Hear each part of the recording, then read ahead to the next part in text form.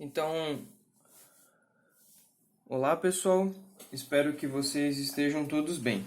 Seguindo com o nosso conteúdo de geometria descritiva, nesse vídeo nós iremos lidar com o tópico que trata da rotação, né? Então, eu vou ter agora aqui o tópico da rotação, tá? Então, assim, no método anterior, né, que era o método de mudança de planos, a gente viu que os planos de projeção eram os que sofriam deslocamentos e mudanças no espaço para se adequar, né, e auxiliar a gente a resolver alguns problemas de geometria. Então eram eles que rotacionavam, eles que mudavam de posição, e as figuras no espaço elas permaneciam imóveis. Então eu adequava, né, o meu plano de projeção, de repente a peça estava oblíqua, eu adequava o meu plano de projeção para que eu pudesse então resolver algumas determinadas situações. Nesse método, chamado de método da rotação, o que acontece é o contrário. O sistema ele fica imóvel, né? Os dois planos de projeção ficam imóvel, e eu vou rotacionar, né? Como o nome sugere, eu vou mudar de posição a figura, né? E essa mudança ela sempre vai acontecer em torno de uma reta, tá? Essa reta que vai ter o nome de eixo, né? Então a mudança se dá numa reta. Essa reta recebe o nome de eixo de rotação. Eixo de rotação, tá? E esse eixo de rotação, ele é sempre perpendicular, a um dos planos de projeção, a π ou π', certo? Então, se eu tenho um eixo de rotação que é uma reta e que ela é perpendicular ou a π ou a π', eu vou ter duas opções de reta aqui, né? Eu vou ter a chamada reta de topo e, né, a reta de topo ela é perpendicular ao π'. E a reta vertical ela é perpendicular ao plano de projeção π, tá? Quando pode acontecer, né? Quando o eixo, esse eixo de rotação não for perpendicular a qualquer um dos planos de projeção, vai ser necessário, antes de eu rotacionar, uma mudança de plano, para que eu torne, então, esse eixo, né, perpendicular a um dos dois planos, a qualquer um dos dois planos, tá? Então, isso se divide em duas grandes situações. A primeira, né, é de que o eixo ele é paralelo a um dos planos e oblíquo ao outro. Pode ser uma situação que eu encontre.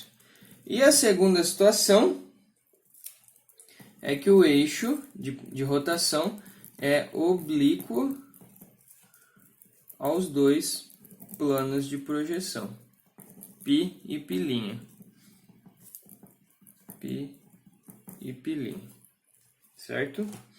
Então, nesse primeiro caso, quando o eixo é paralelo a um dos planos, basta eu apenas fazer uma mudança de plano. Já no segundo caso, é necessário uma dupla, né, mudança de plano para tornar o primeiro paralelo a um dos dois planos e, em consequência, perpendicular ao outro, tá? Então, eu vou fazer aqui para a gente um primeiro exemplo, né? Então, só ilustrando o que é essa situação. Então, vamos imaginar aqui que eu tenho, né, um ponto A. Aqui eu vou ter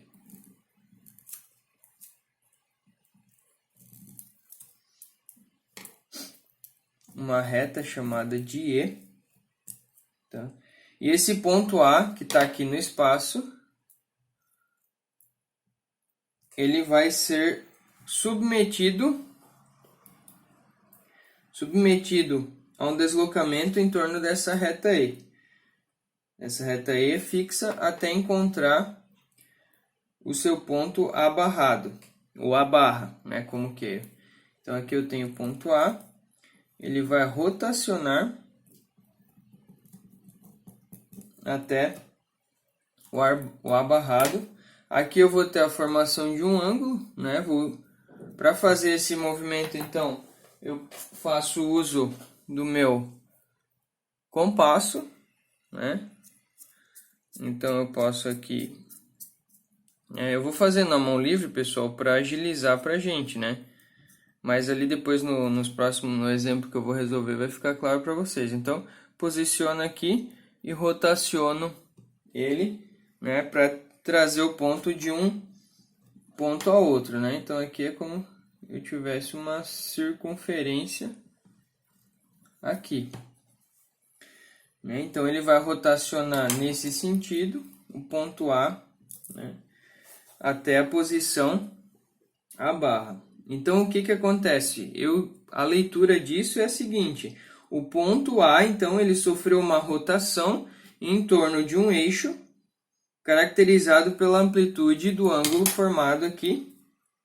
Esse ângulo aqui posso chamar nesse momento de alfa, sem problema, né? Que é então o alfa, o ângulo de rotação. Então, é claro que a rotação ela poderia ter sido feita nos dois sentidos, né? Tanto para cá quanto para nesse sentido, quanto no sentido, vamos chamar de horário e sentido anti-horário, né? E aí eu escolhi aqui esse sentido em função para facilitar a minha interpretação da épora, tá? Então usa-se como símbolo para a nova posição do ponto a mesma letra, o barrado ou traço aqui em cima da letra maiúscula, tá? Então sempre que aparecer aqui quer dizer que foi um ponto que foi rotacionado, tá? E aí para exemplificar aqui para vocês, né, como que isso acontece, eu vou resolver um primeiro exemplo que é a rotação de um ponto em torno de um eixo vertical. Vou pegar uma folha aqui.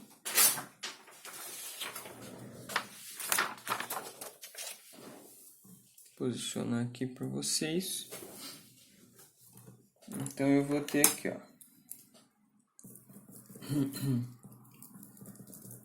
Rotação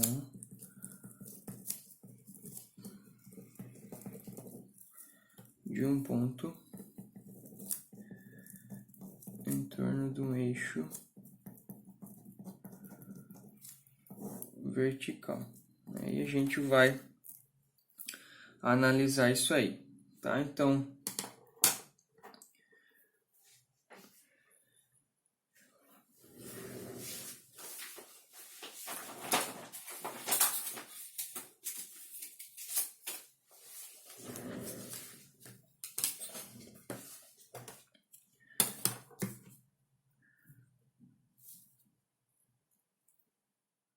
eu tenho aqui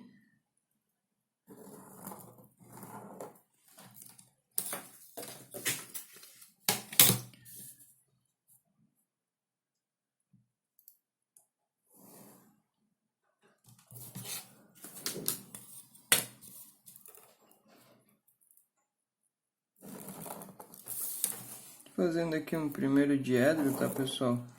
Só para ilustrar aqui pra gente.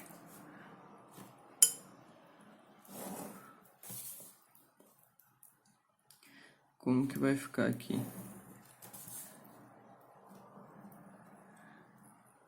A minha rotação, tá? Só para facilitar. Então eu tenho um ponto A no espaço qualquer. Vou fazer aqui de preto. Tá? Então eu tenho aqui um ponto A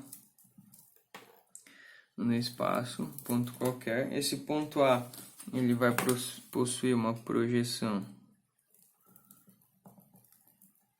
aqui horizontal,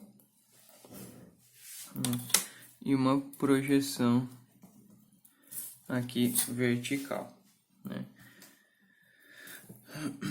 Esse ponto A, então, ó, vai sofrer rotação sobre um eixo. Vou fazer de vermelho aqui, tá?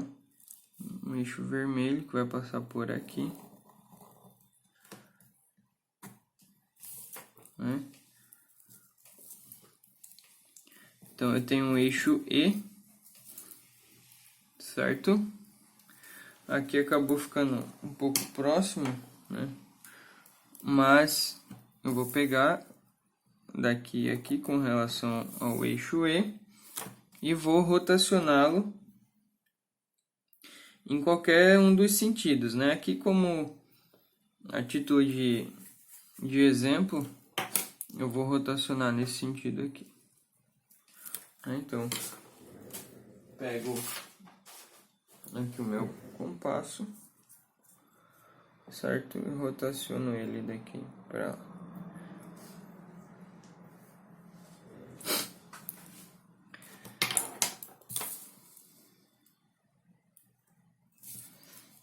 Então eu passo a ter esse ponto A barra aqui rotacionado num determinado ângulo alfa, né? Então aqui eu tenho A, aqui eu tenho meu A', da mesma forma eu vou ter as projeções aqui, né, que vão ser o meu A barra e aqui vai ser o meu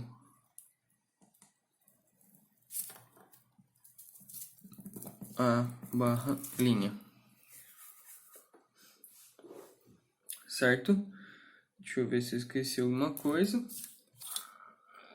Então, quando um ponto sofre um deslocamento por rotação em torno de um eixo vertical E, né, o círculo por ele descrito pertence, né, a um plano horizontal, né? Na verdade, o que acontece? Aqui eu tenho π, π, e aqui eu tenho π', certo, pessoal? E as projeções estão no plano. Isso quer dizer que aqui, ó, eu vou ter também um plano, certo? Que vai aqui conter esse meu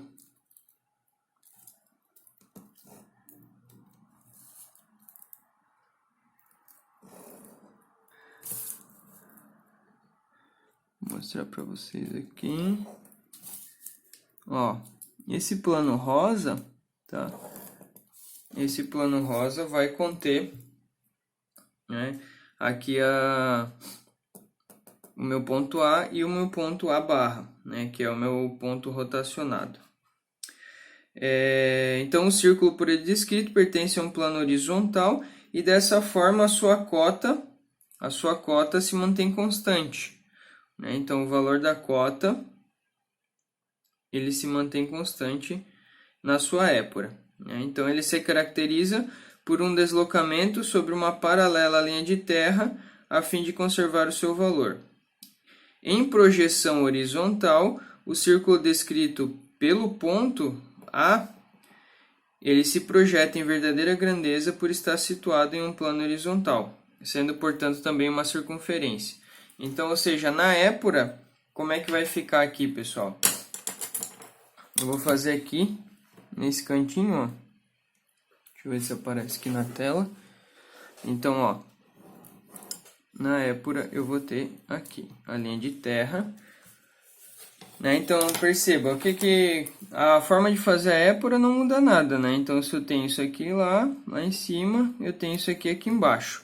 Então, perceba que eu vou ter aqui, né, o meu eixo de rotação,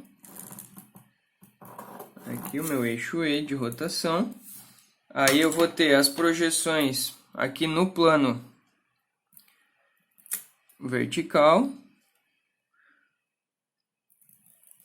Aqui está o meu A', aqui está o meu A barra linha. E aqui embaixo eu tenho o meu ponto A e o meu ponto A barrado. A barrado, né, que são as projeções. Cadê aqui? A barrado. E aí, se eu pego aqui o meu compasso, certo? Eu vou ter uma circunferência passando por aqui, tá? Desculpa, pessoal. E aqui, então, seria a épura, né? Aqui, ó, eu teria o ângulo, né, formado.